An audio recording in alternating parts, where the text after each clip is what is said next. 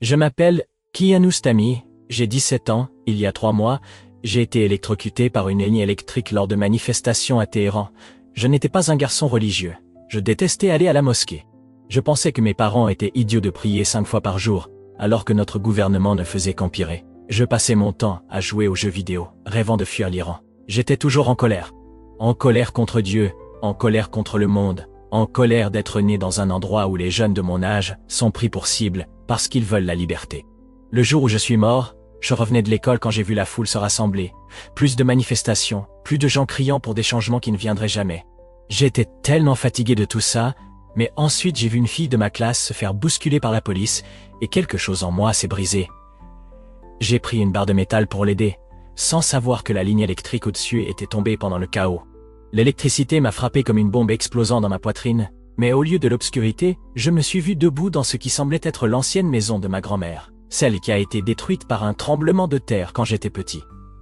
Tout était exactement comme je m'en souvenais, mais plus lumineux, plus réel que le réel, et assis à la table de la cuisine, il y avait un homme que je n'avais jamais vu auparavant, mais que je connaissais immédiatement d'une certaine manière. Il ne brillait pas comme dans les films. Il ne brillait pas comme dans les films. Il avait l'air normal, peut-être 30 ans, du Moyen-Orient comme moi, portant des vêtements simples, mais ses yeux, Dieu, ses yeux avaient tant de tristesse et d'amour, en même temps que j'ai commencé à pleurer avant même qu'il ne parle. « Assieds-toi, Kien. » Il a dit en parfait persan. Je savais que c'était Jésus, bien que cela n'ait aucun sens. Je viens d'une famille musulmane. Nous ne croyons pas que Jésus est Dieu, mais assis là, j'avais l'impression de rencontrer mon frère aîné, quelqu'un qui comprenait toutes les pensées coléreuses que j'avais eues. « Tu es en colère contre moi », il a dit, et ce n'était pas une question. Oui, je le suis. Les mots sont sortis avant que je puisse les arrêter. Où étais-tu quand mon ami a été abattu? Où étais-tu quand mon père a perdu son emploi pour s'être exprimé? Où étais-tu quand ce tremblement de terre a tué ma grand-mère? Il a hoché la tête comme s'il s'attendait à ce que je demande. J'étais là dans la douleur, dans la perte, dans la colère, j'étais là. Ce n'est pas une réponse, j'ai dit, ma voix se brisant.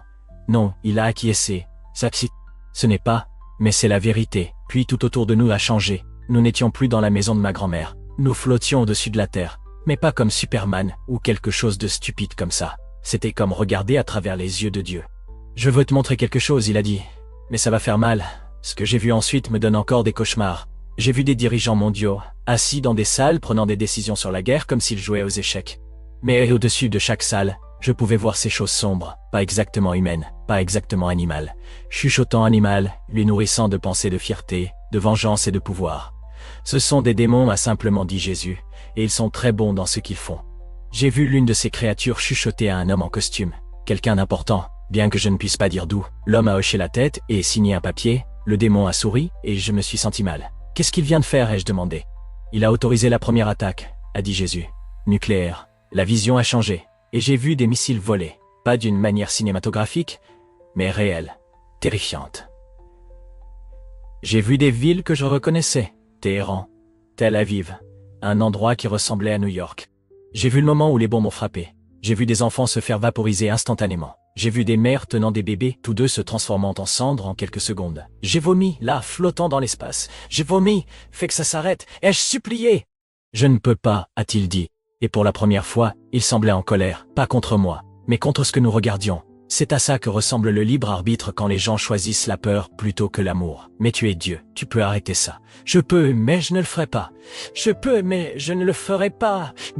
À moins que les gens ne me le demandent. C'est alors que j'ai compris quelque chose qui a tout changé. Dieu n'était pas un dictateur imposant sa volonté sur terre. Il était comme un père regardant ses enfants prendre des décisions terribles, voulant aider, mais attendant d'être invité. Combien de personnes meurent? J'ai chuchoté, lors du premier échange 14 millions, dans l'année qui suit, 200 millions. Après cela, il a fait une pause. Après cela, ça n'a pas d'importance. La civilisation prend fin. Je pleurais tellement que je ne pouvais pas respirer. Quand, bientôt, à moins que quelque chose ne change, à moins que les gens ne se réveillent et ne commencent à prier ensemble, au lieu de se battre les uns contre les autres, la vision a changé à nouveau, et maintenant, je regardais des réunions de prière, mais pas les normales. J'ai vu des chrétiens, des musulmans et des juifs implorer Dieu ensemble. J'ai vu les démons que j'avais vus auparavant littéralement fuir ces rencontres. J'ai vu les murmures sombres devenir plus silencieux à mesure que les prières devenaient plus fortes. La prière n'est pas seulement me parler, a expliqué Jésus, c'est une guerre spirituelle. Chaque fois que quelqu'un prie avec une vraie foi, l'obscurité perd du terrain. Mais plus personne n'y croit, ai-je dit. C'est le problème. Ils pensent que la politique les sauvera. Ils pensent que la force militaire les protégera. Ils pensent que l'argent achètera la sécurité. Mais rien de tout cela ne fonctionne contre les ennemis spirituels. Il m'a montré plus. J'ai vu comment chaque acte de pardon envoyait de la lumière dans des endroits sombres. J'ai vu comment chaque moment d'amour véritable entre des personnes de différentes religions déconcertait et affaiblissait les démons. J'ai vu comment le jeûne, le vrai jeûne, pas seulement renoncer à la nourriture, mais renoncer à l'égoïsme, créer un pouvoir qui pouvait littéralement changer le cours des nations. Pourquoi me montres-tu cela? Ai-je demandé. Je ne suis personne. Je suis juste un garçon qui déteste aller à la mosquée. Jésus a souri pour la première fois depuis que je l'avais rencontré. C'est précisément pour ça. Les adultes s'attendent à entendre d'autres adultes. Les personnes religieuses s'attendent à entendre d'autres personnes religieuses. Mais j'ai toujours utilisé les inattendus. Ce que dev que faire. Racontez-leur ce que vous avez vu, tous, musulmans, chrétiens, juifs, tous. Dites-leur que le ciel se soucie plus de leur cœur que de leurs étiquettes.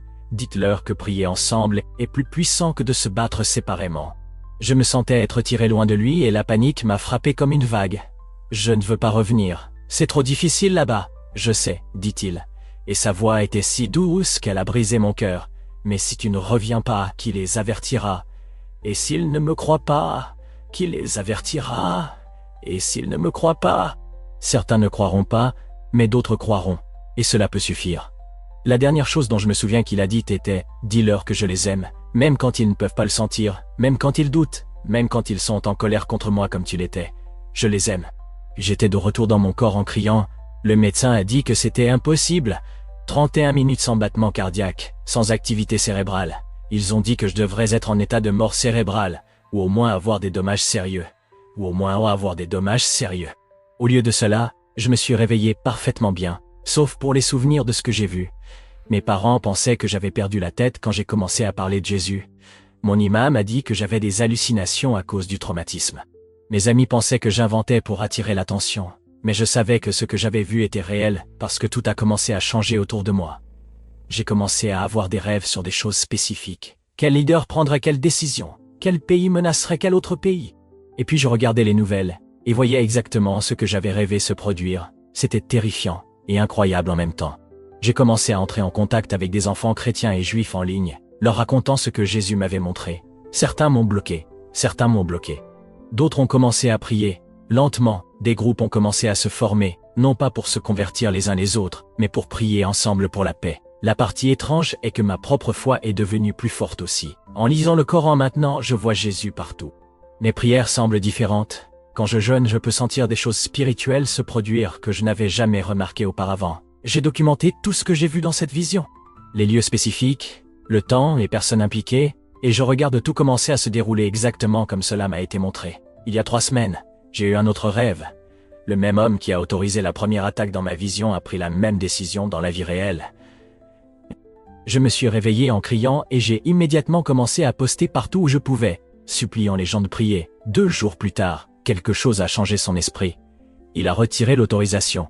La personne qui l'a interviewé plus tard a dit qu'il ne pouvait pas expliquer pourquoi il avait eu un changement soudain de cœur. C'est alors que j'ai su avec certitude. La prière fonctionne.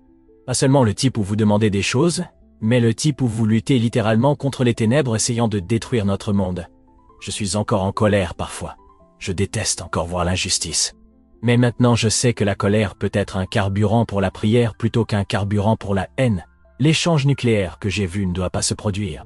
La ligne du temps peut être modifiée, mais cela nécessitera des personnes de toutes les confessions travaillant ensemble, plutôt que les unes contre les autres. Un adolescent musulman affirmant que Jésus lui a parlé de guerre nucléaire, mais je sais aussi que des temps fous exigent des messagers fous.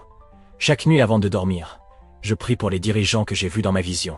Je prie pour que leur cœur soit adouci. Je prie pour que les démons qui leur chuchotent soient réduits au silence. Et je demande à Dieu de lever d'autres personnes, chrétiens, musulmans, juifs, tous pour se joindre à moi. Parce que ce que j'ai vu arriver est trop terrible pour qu'une seule personne l'arrête. Mais ensemble, avec l'aide de Dieu, peut-être pouvons-nous changer l'avenir. Je ne vous demande pas de me croire. Je vous demande de prier avec moi, pour mon Dieu ou votre Dieu, mais pour le seul Dieu qui nous aime assez pour envoyer des avertissements à travers un simple garçon de Téhéran. Le temps presse, mais il n'est pas encore écoulé, et cela doit suffire.